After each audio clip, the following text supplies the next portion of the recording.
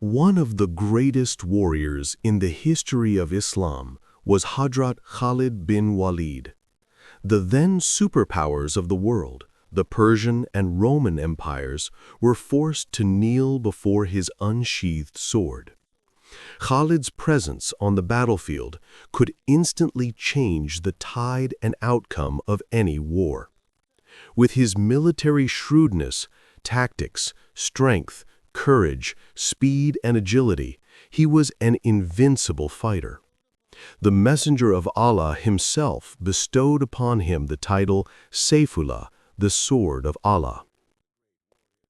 We're consecutively presenting the life story of the great warrior Khalid, based on the book The Sword of Allah, Khalid bin Al-Walid, His Life and Campaigns, by the renowned Pakistani military researcher A.I. Akram. To watch the complete life story of Khalid bin Walid, broadcasted in 30 volumes, please visit the History's Islamic Revelation YouTube channel. If you haven't watched the previous videos in this series about Khalid bin Walid, you can find their links in the description of this post. We request you to watch the preceding videos before viewing this one. The Sword of Allah, Conquest of Mecca, Episode 7. It was previously mentioned that two Mecca tribes, Banu Khuza'a and Banu Bakr, joined opposing sides in the Treaty of Hudaybiyyah. Banu Khuza'a joined with the Muslims and Banu Bakr with the Quraysh. An enmity had persisted between these two tribes since the pre-Islamic era. For the past few years, this hostility had remained dormant. After the treaty was signed, it was hoped that peace would prevail between them, but this did not materialize. One night, the Banu Bakr suddenly launched a brief, surprise attack against the Banu Khuza'a. The Quraysh aided them in this assault by providing weapons and fighters. Notable among the assisting fighters were Akram and Safwan bin Umayyah. 20 members of the Khuza'a tribe were killed in this sudden attack. Immediately after this incident, a delegation from the Khuza'a went to Madinah to inform the Messenger of Allah about Banu Bakr's breach of the treaty. Citing their alliance with the Muslims, the delegation requested aid. However, Abu Sufyan, the leader of the Quraysh, was not directly involved in assisting the Banu Bakr. This incident troubled him greatly, as he was unwilling to break the treaty with the opposition at that moment. Considering the potential threat from the Muslims, he journeyed to Medina to discuss a new agreement. Upon reaching Medina, he met his daughter, Habiba, the wife of the Messenger of Allah, but he received a cool reception from her side. Later, he met the Messenger of Allah and proposed signing a new treaty. The Messenger of Allah remained silent. This made Abu Sufyan even more nervous, and his mental distress was worse than any other threat. Seeing no other option, Abu Sufyan met with the chief companions of the Prophet. He requested Abu Bakr radiallahu ta'ala anhu to speak with the Messenger of Allah about a new treaty. Abu Bakr declined. He then went to Umar. Umar, in his characteristic military commander fashion, responded, "By Allah, if I had nothing more than an army of ants, I would declare war against you." Abu Sufyan then visited the house of Ali, radiallahu ta'ala anhu, speaking first to Fatima, radiallahu ta'ala anha. After hearing his plea, Ali said, "No one can deter the Messenger of Allah from the decision he has made." "So what is your advice?" Abu Sufyan asked. Ali replied, "O Abu Sufyan, you are the leader of the Quraysh. Maintain peace among your people." While Ali's advice could be interpreted in various ways, it offered Abu Sufyan a degree of mental relief compared to the experiences he had with others. Without achieving any concrete result and utterly confused, Abu Sufyan returned to Mecca. The March to Mecca. Immediately after Abu Sufyan's departure, the Messenger of Allah ordered rapid preparations for a major operation.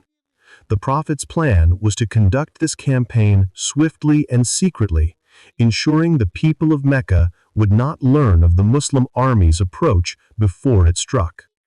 This would prevent the Quraysh from having time to contact and ally with neighboring tribes to resist the Muslims. While the troops were being assembled for the expedition, the Messenger of Allah learned that a woman was on her way to Mecca with a letter revealing the Muslim preparations. He sent Hadrat Ali and Zubair to pursue her. They quickly caught her near Medina and brought her back with the letter. On January 1st, 630 CE, the Muslim army began its march towards Mecca. Many contingents from various Muslim tribes joined the Messenger of Allah in Medina, and more joined him along the route. As a result, the size of the Muslim army swelled to 10,000, the largest force assembled in its history. With this vast army, the Messenger of Allah arrived at Mar-uz-Zahran, 10 miles west of Mecca, without the knowledge of the Quraysh. This was the fastest campaign ever conducted by the Muslim forces.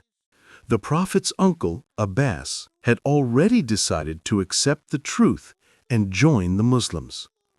The Muslim army met Abbas, along with his family, near Jufa on his way to Medina. The Messenger of Allah accepted Abbas's conversion to Islam with great joy, as his relationship with his uncle had always been affectionate. While the Muslim army was stationed at Mar-uz-Zahran, Abbas, radiallahu ta'ala anhu, became concerned about the fate of the Meccans. He feared that if the Muslim forces had to use force to conquer Makkah, the Quraysh would be destroyed. With the Prophet's permission, he rode out on the Prophet's mule to warn the Quraysh about the potential outcome of resisting the Muslim army and to urge them to send an envoy of peace to the Messenger of Allah. At the same time, Abu Sufyan also left Makkah to see if he could find any sign of Muslim movements with his own eyes.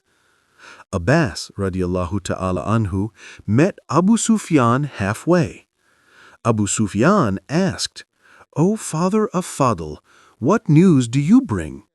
Abbas replied, "The Messenger of Allah is advancing with a huge army of 10,000 soldiers." Abu Sufyan asked, "What do you advise us to do in this situation?" Abbas, radiallahu ta'ala anhu, responded, "If the Muslims have to fight their way to conquer Makkah, they will cut off your head. Come with me to the Messenger of Allah, and I will plead with him to spare your life." Abu Sufyan rode behind Abbas on the same mule and began the journey towards the Muslim camp, reaching it late at night. Coincidentally, Umar, radiallahu ta'ala anhu, was the duty officer that night. He was circling the camp to ensure the sentries were vigilant.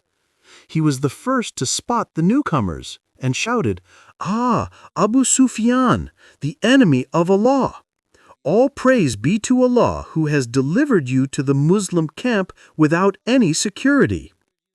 Umar rushed towards the Messenger of Allah's tent. Anticipating Umar's intention, Abbas spurred his mule and managed to reach the Prophet's tent simultaneously. A heated exchange ensued between Umar and Abbas. Umar, radiallahu ta'ala anhu, requested permission to execute the chief enemy of Allah. But Abbas announced that he had brought him here under the assurance of safety, so nothing should be done without hearing his statement. The Messenger of Allah dismissed all three, instructing them to return the following morning. Abbas took Abu Sufyan to his own tent.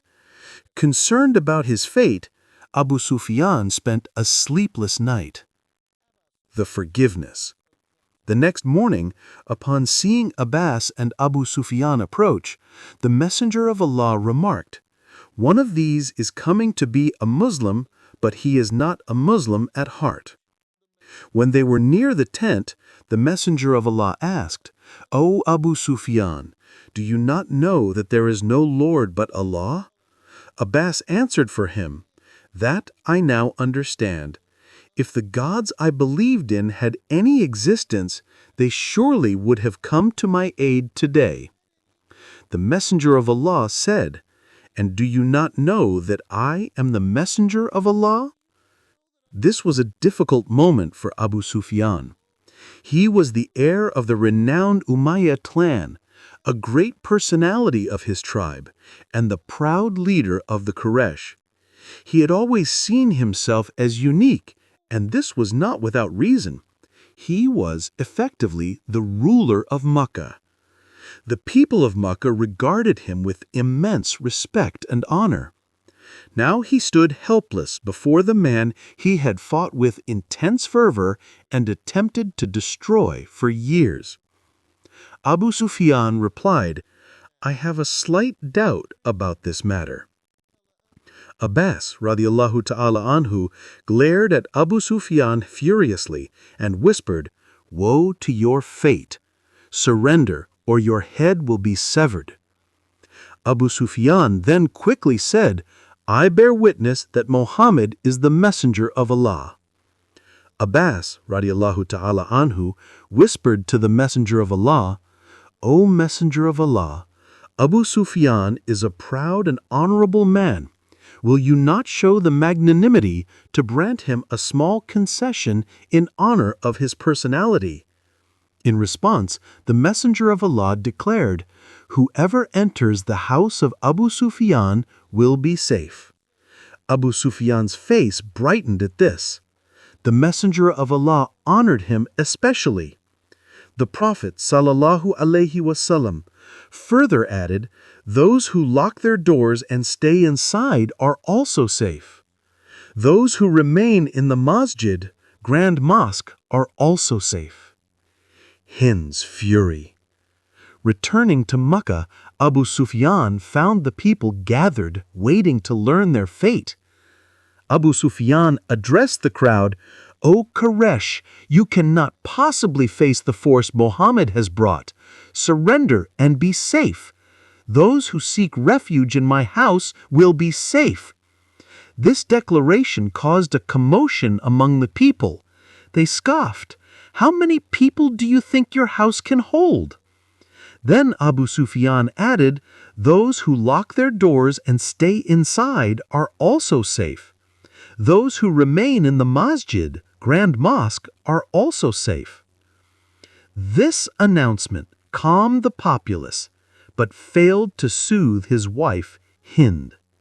Like a wild cat, she leapt onto her husband, Abu Sufyan, slapped his face, and pulled his mustache. She turned to the crowd and furiously called out, "Kill this incompetent, corpulent old man. He has abandoned our side." Abu Sufyan suffered a distressing experience from the attack by the stout Hind. He somehow managed to free himself from her grasp and went home. The Muslims had anticipated some resistance upon entering Makkah. Although the Messenger of Allah wished to conquer Makkah without bloodshed, they did not imagine the operation would be this peaceful. Given the presence of staunch anti-Islam leaders like Ikrimah and Safwan, some obstruction was expected. Therefore, the Messenger of Allah's plan was to conquer Makkah. The Muslims had anticipated some resistance upon entering Mecca. Although the Messenger of Allah wished to conquer Mecca without bloodshed, they did not imagine the operation would be this peaceful. Given the presence of staunch anti-Islam leaders like Akram and Safwan, some obstruction was expected. Therefore, the Messenger of Allah's plan was to conquer Mecca through a military operation. Mecca is situated in the Valley of Abraham, surrounded by black and rugged hills, some rising up to 1,000 feet above the plain. 4 roads enter the city from the northwest, southwest, south, and northeast through this hilly terrain. The Messenger of Allah divided his forces into 4 columns to enter Mecca through these 4 routes.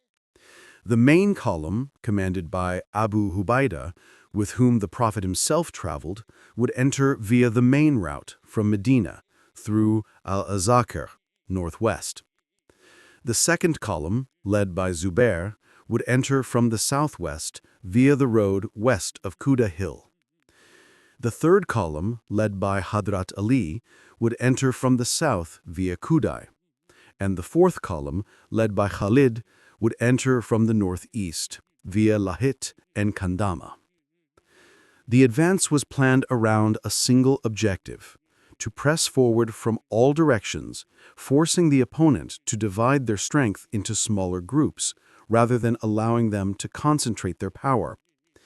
This tactic makes it easier to neutralize smaller, divided enemy forces, preventing the enemy from successfully blocking any single route with combined strength. Moreover, this plan had the advantage that if the enemy successfully blocked one entry point, the invaders could still gain a favorable position by entering through other paths. The Messenger of Allah's decision was that there would be no fighting unless there was armed resistance from the Quraysh. His command was not to kill any wounded person, pursue any fugitive, or kill any slave. The Messenger of Allah entered Mecca with his entourage on January 11th, 630 CE. Except for a brief incident in Khalid's sector, the operation was peaceful and bloodless. Akram and Safwan had gathered some fighters from the Quraysh and other tribes and decided to resist the Muslim forces. They confronted Khalid at Kandama. This was a new and strange experience for Khalid. The 2 formidable commanders of the opposition, Akram and Safwan, were among his close friends. Furthermore, Safwan was the husband of his sister, Fakta. However, upon entering the banner of Islam, all friendships and kinships of the age of ignorance had ceased. No non-Muslim could claim clemency merely based on past relations. The Quraysh were the first to shoot arrows and unsheath their swords. Khalid had been waiting for this opportunity. He charged at the Quraysh, and with a brief but powerful assault, the Quraysh force retreated. 12 from the Quraysh side were killed, and 2 from the Muslim side. Akram and Safwan fled the battlefield. Hearing the news of this skirmish and bloodshed, the Messenger of Allah expressed his displeasure. He had desperately wanted to avoid bloodshed, and knowing Khalid's aggressive nature, he thought Khalid might have initiated the clash. Khalid was duly summoned before the Messenger of Allah to explain. His explanation was accepted by the Messenger of Allah, who acknowledged that Khalid's actions were justified. He had merely counterattacked an assaulting enemy. It was, after all, Khalid's nature to strike back with extreme severity, showing no mercy in his attacks. Cleansing the Kaaba. Upon entering Mecca, the Messenger of Allah went to the Kaaba and performed tawaf, circumambulation, around the house of Allah. This was a memorable moment in his life. Over 7 years ago, he had fled Mecca by the command of Allah, pursued by the bloodthirsty Quraysh. Today, he was no longer a muhajir. His call no longer vanished into the empty blue sky. Hadrat Muhammad sallallahu alaihi wasallam had returned to Mecca, and he had returned as a conqueror. The city of Mecca was now subdued before him. Fearing the Arab tradition of revenge, the Quraysh who had taken refuge in the masjid were trembling. When the Messenger of Allah turned to look at the Quraysh, a lifeless silence fell upon them. They looked at the Prophet with apprehensive eyes. The Messenger of Allah addressed the Quraysh. "O Quraysh, what kind of treatment do you expect from me today?"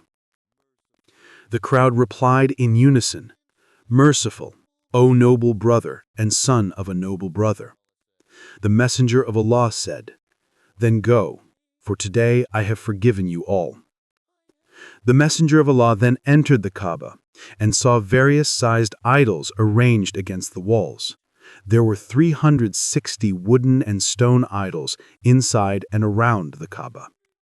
Among them was a supposed image of Ibrahim alayhi salam, holding divine arrows. The Messenger of Allah began to break the idols with his staff. Upon completing this task, he felt a great sense of relief.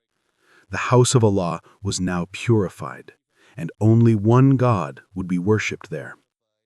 The Messenger of Allah loudly recited the verse of the Quran, "Truth has come, and falsehood has vanished." Amnesty and conversion. The next few days were spent consolidating the victory and reconstruction. Most people in Mecca embraced Islam and submitted to the leadership of the Messenger of Allah. Before entering Mecca, the Messenger of Allah had announced the names of 10 individuals, 6 men and 4 women, who were to be killed on sight, even if they sought refuge in the Kaaba. These individuals were war criminals, either apostates or those who had directly or indirectly persecuted the Muslims. Ikrimah was at the top of this list, and Hind's name was also included. After fleeing the fight with Khalid, Ikrimah hid in the city. When the Muslims' vigilance slightly eased, he fled to Yemen. His intention was to cross the sea by boat to Abyssinia, Ethiopia. Meanwhile, Ikrimah's wife embraced Islam and pleaded with the Messenger of Allah for her husband's forgiveness. The Messenger of Allah granted her plea and forgave Ikrimah. Ikrimah's wife swiftly traveled to Yemen, met her husband, and brought him back. Upon his return to Mecca, Ikrimah went straight to the Messenger of Allah and said, "I am the one who was in error and now regrets it. I ask for forgiveness." The Messenger of Allah accepted his allegiance, and Ikrimah found refuge under the banner of Islam. Although Safwan bin Umayyah was not on the list of war criminals, he fled to Jeddah out of fear for his life, intending to cross the Red Sea and seek refuge in Abyssinia. One of his friends pleaded with the Messenger of Allah for his life. The Prophet had no plans to kill Safwan anyway. On the contrary, he was ready to welcome his return with joy. Through his friend's efforts, Safwan returned and surrendered to the Messenger of Allah. However, his expression of allegiance was personal and political. He asked the Messenger of Allah for 2 months to decide on embracing Islam. The Messenger of Allah granted him 4 months. Of the war criminals, 3 men and 2 women were killed. The rest, including Hind, were forgiven. Hind also embraced Islam. The destruction of idols. After destroying the idols in the Kaaba, the Messenger of Allah dispatched small expeditions to destroy the idols in the surrounding temples. Khalid was sent to Nakhla to destroy the most important goddess, Al-Uzza. He was accompanied by 30 horsemen. There were 2 Uzzas in Nakhla, 1 wheel and 1 replica. Khalid found and destroyed the replica Uzza and reported the completion of the task to the Messenger of Allah. The Messenger of Allah asked, "Did you notice anything unusual while destroying Uzza?" Khalid replied, "No." The Messenger of Allah said, "Then you have not destroyed the true Uzza. Return to Nakhla." Furious at his mistake, Khalid returned to Nakhla and located the true Uzza. The guardian of Uzza fled for his life, but before fleeing, he hung a sword around the goddess's neck, hoping it might protect her. As soon as Khalid entered the temple, a naked woman stood blocking his path and began wailing. Ignoring the woman's purpose, Khalid sliced her in 2 with a single blow of his sword. He then destroyed the idol and returned to Medina, where he recounted his experience to the Messenger of Allah. Hearing everything, the Messenger of Allah said, "Yes, that was the true Uzza, and no one from your homeland can worship her anymore." The incident with Banu Jazima. After the destruction of all the idols in Mecca, a tragic incident occurred on or shortly before January 20th, 630 CE, involving the Banu Jazima tribe. The Messenger of Allah sent several groups to the tribes living around Mecca to invite them to Islam. Their instruction was not to fight with those who accepted the invitation. In this instance, too, the Messenger of Allah wished to avoid bloodshed. The group heading to the Tihama area south of Mecca was led by Khalid. His contingent consisted of 350 horsemen from various tribes, mostly Banu Sulaym, including some Ansar. Their destination was 50 miles away on the road to Yalamlam. About 15 miles from Mecca, at Al-Khumais, Khalid encountered the Banu Jazima tribe. Upon seeing the Muslims, these people took up arms and said, "We have embraced Islam, we have established Salah, and built a mosque." Khalid radiallahu ta'ala anhu asked, "Then why do you have weapons?" They replied, "We have enmity with some Arab tribes, and we must defend ourselves from them." Khalid ordered, "Lay down your arms. All people have taken refuge under the banner of Islam, so you no longer need to carry weapons."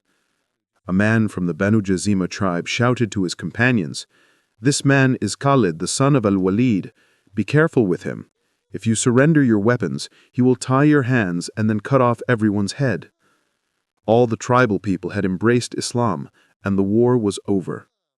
After a brief argument, the tribe surrendered. What happened after the Banu Jazima people surrendered is unclear. Perhaps Khalid momentarily reverted to the tribal revenge mentality of the age of ignorance, as he had only embraced Islam a few months prior.